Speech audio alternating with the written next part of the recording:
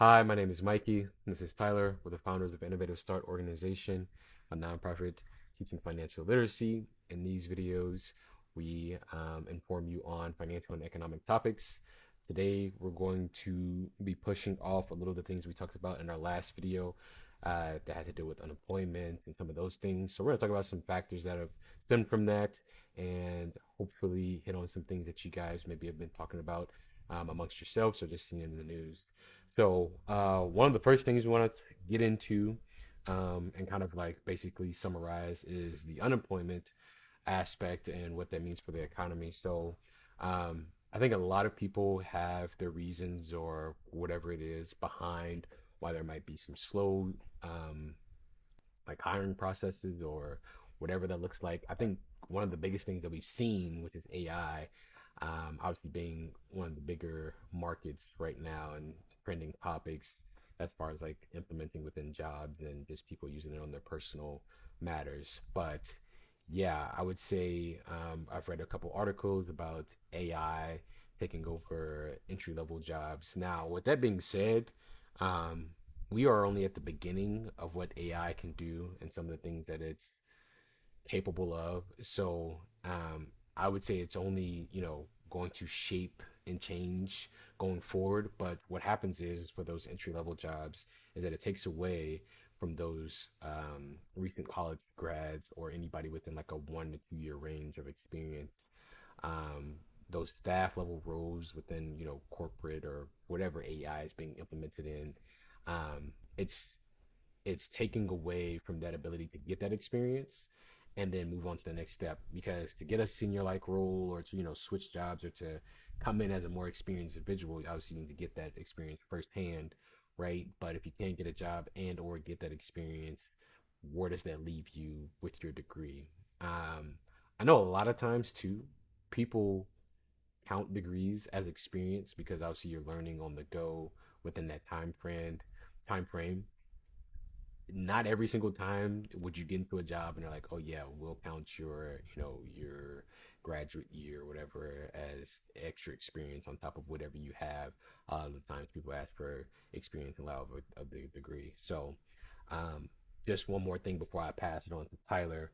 Uh, One of the things that they've seen as far as just like AI within those entry level jobs is that its ability to, I guess, shape the future of those. So it's not necessarily like the AI is concrete. The job market in these corporate aspects and everything else are just banking on the fact that they'll be able to train the AI that they have or whatever system and can implement it and have that done in a faster, cheaper timeline than it is to maybe train someone, get them fully experienced for those first 2 years. That's the bet. So again, it is not like they have something concrete. I doubt that any job is saying like, yeah, we have something that's really gonna beat the market as far as like a an analyst or somebody within that corporate position that AI is taking over. It is just the fact that they're like, you know what, I'm going to hedge my bet on the fact that, if I get experience with this AI and build it out in our market now, within the 2 years that I'm waiting on somebody to graduate, get that experience, I can have something built out and get ahead of the market for, whatever AI trend it is. But I'm going to pass it on to you, Tyler, about that.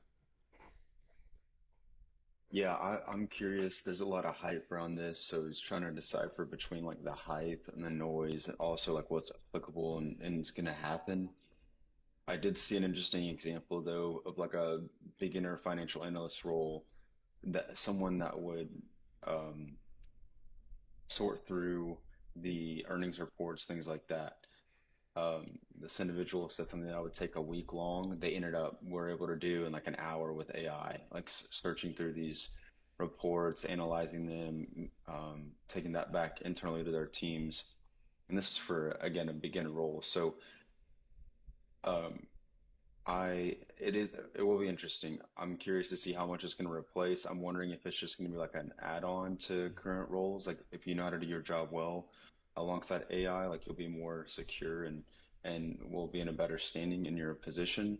Um, but yes, I am interested because from a talent workforce perspective as well, like coding, I think the Coinbase CEO said something crazy like 20 to 30% of their code on Coinbase right now.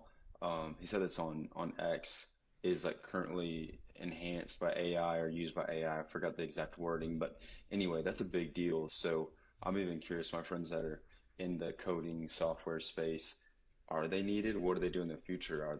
Is it an add-on?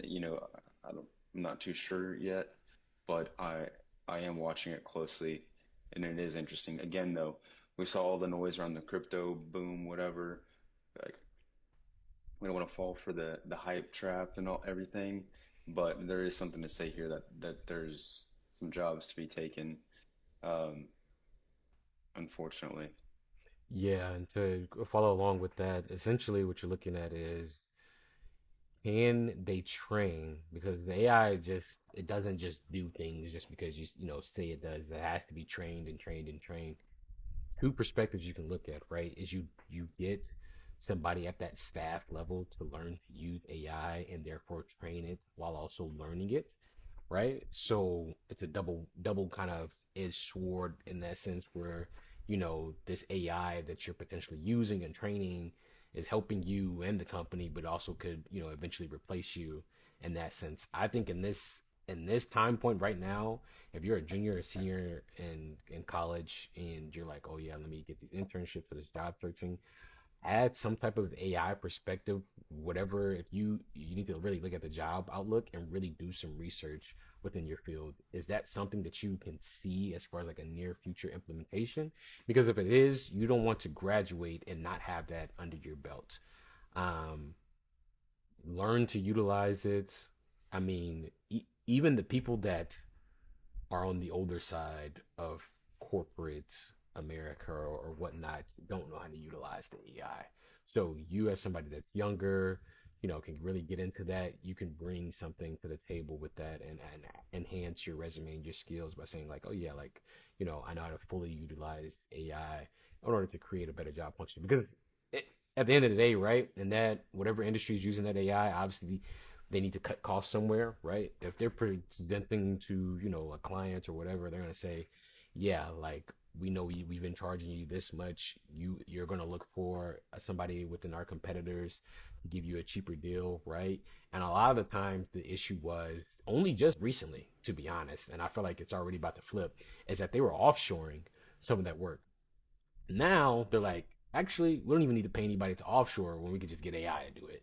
So it's almost just kind of doubling back, and they're just trying to find a way to make that outcome cheaper for their client and also decrease their, bottom line and make some type of profit off of that. So they can say, hey, we can get this done, in a month, or so faster than it would take if we had all these, interns or staff level people to do the work. As Tyler was saying, like, for a financial analyst role, if the AI is trained enough to know what it's looking at and you prompt it correctly, it can most definitely take, hours and hours and hours out of what it would take somebody who has to manually go in and look at that, even the most trained professional. I mean, we took a look at that article about that tool within Excel that basically just cuts time down and was preferred by senior financial analysts over the ones done by human, hands. So I think at the end of the day, to prepare yourself and just to make sure that you're, have the best foot forward as far as tackling AI and what it means to you and your job security is to make sure that you're also learning about it too and seeing how it's going to shape within your job market. Um, but yeah, that's all on that for me. Anything else from you, Tyler, on that piece? Yeah, stay agile, learn how to write prompts Hmm. well. You'll be all right. Stay ahead of the game. Yeah. And then another thing we took a look at is some of the employment rates for those that we were just talking about, those younger people. So, I just sent us a little piece here about 16 to 24-year-olds, now at a 10.5% unemployment rate. Probably want to go into that a little bit more. Yeah, kind of pull that up real quick, but yeah, it's just crazy. This is coming from the UNS unemployment rate from Bloomberg, and right now it's at 10.5% from, again, just like Mikey said, 16 to 24-year-olds. Really interesting. We just saw the unemployment rate revisions here in the Hmm. past week or so. There's been a lot of buzz about this. How does this affect the Federal Reserve decision? Their cut, their decision is next week. Expected they're going to cut rates. We'll see what happens. Um, but here's the thing is yeah, I want to dig more into this, but I'm curious like how this is like why is this the case? Is this the case because companies are struggling and they're not hiring on as many beginner levels Mhm. people? Is the AI developed enough to where they're able to not hire on? I'm not sure. Or is this more of like a societal, like so, how do I say this, like psychological thing of Mhm. younger people just don't want to work anymore? Not sure the reasoning, but it is interesting to call out because that is a big number, Yeah. um, for sure. I think one of the biggest gripes too before AI was pretty big and like offshoring was speculation around just that younger generation not wanting to just be kind of just workers essentially, just put their head down.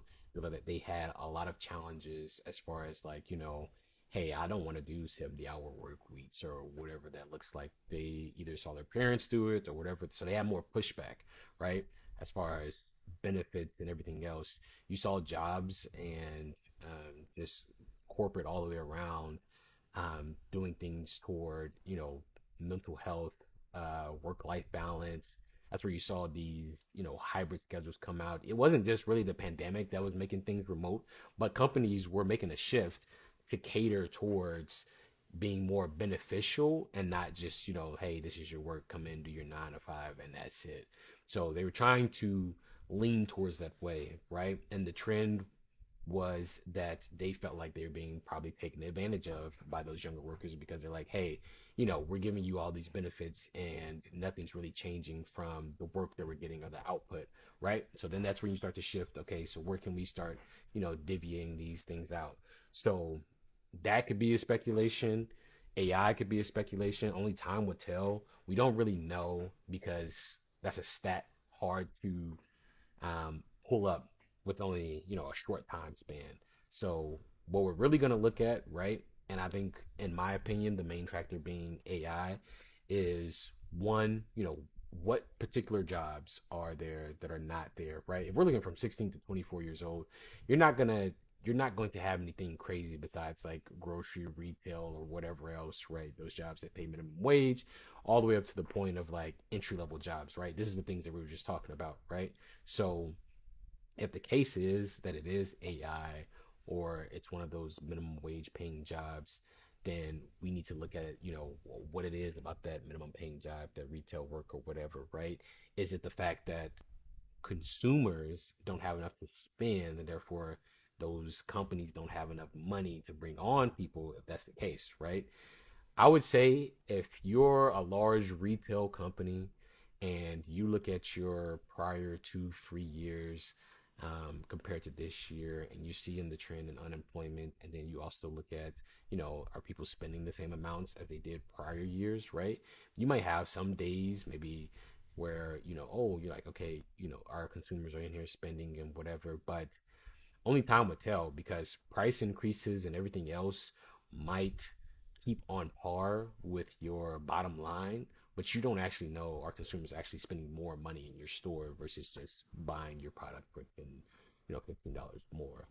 Um, in the short term of what I'm just kind of saying in a sense is that, hey, I have a clothing store, we sell, 2,000 units, we make about, you know, ten, $20,000 within our pay or our day, and that was prior year. It was about 30,000, right? So you're seeing a decrease over time, especially if you look at it from a month basis, quarter basis. You're like, okay, we're not getting as much money as we did prior years. That could also impact how much you're hiring, right? Because then you have to have the money in order to hire people, and then it also impacts that right there. So it just kind of trickles down in that sense. So that'll impact from that lower level scale of part-time work or whatever that is. They'll probably just look to push more hours towards people that they already have, maybe convert people that are part-time to full-time, but they probably won't look to hire more people. Might cut down on overtime, whatever. And then when you look at it like we were just talking about earlier, for those entry level jobs, Anybody from like a 21 to 24, year old range is most definitely a recent grad, if anything. So, industry is important. Obviously, they talk about whenever, the job reports come out, where these jobs getting added, what industries, and then after that, right, it's at 10.5% for that age range. I think it's at 4 point something just overall. So in the grand scheme of things, if you want to break it down per, age groups, that'll be also interesting. But I think that's kind of my thought process on it. What about you, Tyler? No, yeah, I agree. I mean, it is really interesting. Also, we have to keep in mind a 16-year-old versus a 24-year-old, or it's a lot of difference in life. Hmm. The average 16-year-old is still living at home in high school. Average 24-year-old is around 2 to 3 years out of college, hopefully has a full-time job. So again, take that for what it's worth. But the big thing is one, the average is 4% for all of United States citizens, and two, it's up from, gosh, it looks like last year it was down to like below 5%, so it's increased from 5% up to 10.5% in the past year. That's, very interesting to say the least. Hmm. Yeah, so keep a lookout on that. I think some of the interesting things that we're going to see within the next week is one is that, the Fed interest rates, what they're going to say about that, how that'll impact based off of the numbers that they were previously using to, as far as like unemployment and everything else, in order to, do the previous Fed interest rates. Um, Overall, we'll probably talk about that in our next video. Maybe, potential impacts, what that looks like. I think as far as like the rest of this month, this discussion is going to be around unemployment and just the job reports in general, because obviously it being such a significant shift as far as like how much was expected versus how much they revisioned for, that is going to really shape how some of the policies as far as like monetary policies are moving forward. So um, that is all we have for you guys today. Please let us know in the comments, if there's anything that you've seen, especially from our previous video, and this video when it goes up, just about unemployment. If there's anything that you've seen personally, as far as like maybe some factors that we talked about or some things that we didn't mention that you might feel, impacts the job market, especially for that age range of 16 to 24-year-olds. And yeah, let us know if there's anything else you guys want us to talk about in the next coming weeks. Anything from you, Tyler, before we wrap up? All right. We appreciate you guys. Like, comment, and subscribe, and we'll catch you next week.